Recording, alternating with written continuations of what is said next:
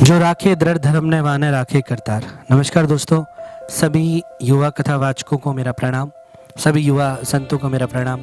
मेरा नाम रोहित गोपाल और मैं आप सबसे निवेदन करना चाहूँगा कि हमारी आने वाली जनरेशन कथावाचकों की या संतों की, वो उस जनरेशन को कैसे प्रेजेंटेशन होना चाहिए, उस जनरेशन का कैसे प्रस्तुतिकरण कैसे होना चाहिए। तो देखिए, आजकल के युवा वर्गों का या कथा सुनने वालों की विचारधाराएं अलग हैं। उन विचारधाराओं को हमें और समाज की ज़रूरत कहते समय, स्थिति, काल, इसके अनुसार व्यक्ति को अपना परिवेश बदल देना चाहिए। एक छोटी सी बात और छोटा सा दृष्टांत मैं देना चाहूँगा। किसी ने पूछा कि हे कृष्ण, जब आप राम जी का रूप धारण लेकर करके आए तब आप मर्यादा पुरुषोत्तम थे। आप कितनी सरल और सहजता से सारे काम करते थे, परंतु यही आपने कृष्ण अवतार लिया तो आपने शुरू से युद्ध करना शुरू कर दिया। आपने अपने छल कपट सब कुछ इस्तेमाल करके आपने महाभारत का युद्ध जीता, और उधर आपने राम काल में आपने बड़ी मर्यादाओं के साथ युद्ध किया था। दोनों में अंतर क्या है? तब भगवान श्री कृष्ण ने जवाब दिया कि भैया, जब जब जिस काल में जैसी स्थिति होती है तब तब मैं वैसा रूप धारण कर लेता हूं। राम काल में मेरा जो प्रतिद्वंदी था, मेरा जो दुश्मन था, वो भी मर्यादित था, परंतु कृष्ण काल में मेरा जो प्रतिद्वंदी है, मेरा जो दुश्मन है, वो मर्यादित नहीं है, अमर्यादित है। तो दोस्तों, मेरा जो कहने का भाव ये है कि जितने भी युवा कथावाचक हैं, सबसे पहले, और जितने भी आने वाले कथावाचक हैं, उनको मेरा संदेश है, अपनी विचारधाराओं को पॉजिटिव कीजिए। जो ग्रंथों के अंदर लिखा है, पुराणों के अंदर लिखा है, उसका प्रस्तुतिकरण नए युवा वर्गों के लिए होना चाहिए, नई जनरेशन के बच्चों के लिए होना चाहिए, और उनके जीवन को हम लोग ऊंचा कर सके, ऐसा होना चाहिए। सुनी सुनाई बातों पर यकीन करके कथाएं नहीं करनी चाहिए। जितना अध्ययन आप कर सकते हो उतना अध्ययन आपको करना चाहिए। और सबसे ज़्यादा इम्पोर्टेंट है कि देश के लिए आप क्या काम कर रहे हैं, समाज के लिए आप क्या काम कर रहे हैं। कथा आप अच्छी करते हैं, कथा सब अच्छी करते हैं। कोई भी आप देखिए ना, कितने मोटिवेशन स्पीकर्स हैं, कितना अच्छा बोलते हैं महाराज। उनमें और हमें अंतर ये है कि हम लोग केवल मोटिवेशंस नहीं करते हैं, केवल स्पीकर नहीं है।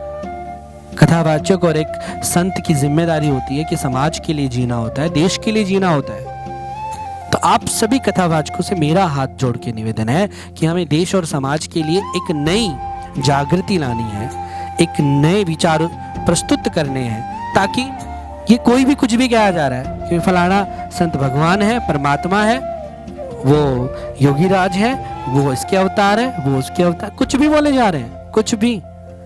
और ये भ्रम फैलता जाएगा जब तक हम खुद फैलाते रहेंगे, हमारी व्यास गद्दियां फैलाती रहेंगी, हमारे मंच फैलाते रहेंगे। हमें सुधार लाना पड़ेगा, हमें कुछ ना कुछ परिवर्तन लाना पड़ेगा। इसलिए मेरा हाथ जोड़कर निवेदन है, जितने भी युवा कथावाचक हैं, युवा संत हैं, कि कृपया करके एक मजबूती से अपनी विचारधाराओं को आगे बढ़ाएं, साथ मिलकर काम करें, एक साथ जुट होकर काम करें, अलग अलग होकर नहीं। कोई कथावाचक उससे चिढ़ता है, कोई कथावाचक उससे चिढ़ता है, कोई उससे चिढ़ता है, कोई कुछ। सब लोग मुझे भी कह रहे हैं कि मैंने जिन जिन संतों के लिए वीडियो बनाए, मैं उनसे चिढ़ता हूँ। मैं किसी से नहीं चिढ़ता हूँ, मैंने अपनी बात रखी है महाराज, और यही बात मैं हमेशा रखता रहूंगा कि हमें देश के लिए करना है। हम लोगों से कुछ भी मांग रहे तो समाज के लिए मांग रहे हैं, तो समाज के लिए करो ना। आप समाज के लिए, देश के लिए करेंगे तो आपको कौन कहेगा? रामदेव जी ने 25 करोड़ रुपए दिए, उनको तो किसी ने नहीं कहा। मैंने उनकी बड़ी प्रशंसा करी, मैंने वंदन किया उनको, मेरे साथ कई युवाओं ने वंदन किया है, परंतु जिनको आगे आना चाहिए वो वास्तविकता में वो आगे नहीं आ रहे हैं। तो इसलिए सभी युवा कथावाचकों को, संतों को, धर्म गुरुओं को मेरा निवेदन है कि देश के साथ मिलकर काम कीजिए। माननीय प्रधानमंत्री जी को, हम सभी कथावाचकों के, संतों की या धर्म गुरुओं की आवश्यकता है। हमें मिलकर उनका साथ देना चाहिए, हमें मिलकर सरकारों का साथ देना चाहिए, हमें मिलकर अपने समाज का साथ देना चाहिए, और अपना तन मन धन समर्पित करके दिखाना चाहिए। खैर, हम सब लोग तो क्या करें, हमारे पास कुछ है ही नहीं, पर फिर भी मैंने कहा है कि अगर जिन जिन संतों के लिए मैंने वीडियो बनाए हैं, अगर वो सब अपना समर्पित करते तो मेरे पास भी जो फूल पत्ती है मैं सब समर्पित कर दूंगा। चलो अचल संपत्ति मेरी जितनी भी है, और जितने भी युवा कथावाचक हैं उन सबसे मेरा निवेदन है कि आप तक अगर मेरा वीडियो पहुंचता है या आपके पास किसी तरीके से मेरे नंबर आते हैं या किसी भी थ्रू से आपके पास मेरा कोई संपर्क सूत्र है, तो प्लीज़ आप मुझसे जुड़िए।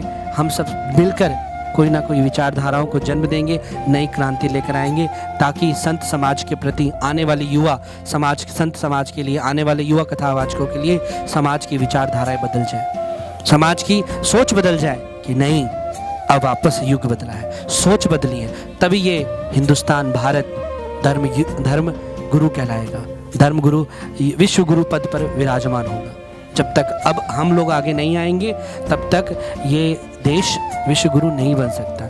इसलिए मेरा सभी कथावाचकों से, संतों से हाथ जोड़कर निवेदन है कि प्लीज़ सही बात का समर्थन दें, सही बात को कहने से डरे ना। नमस्कार, जय श्री कृष्णा, जय भारत माता, वंदे मातरम।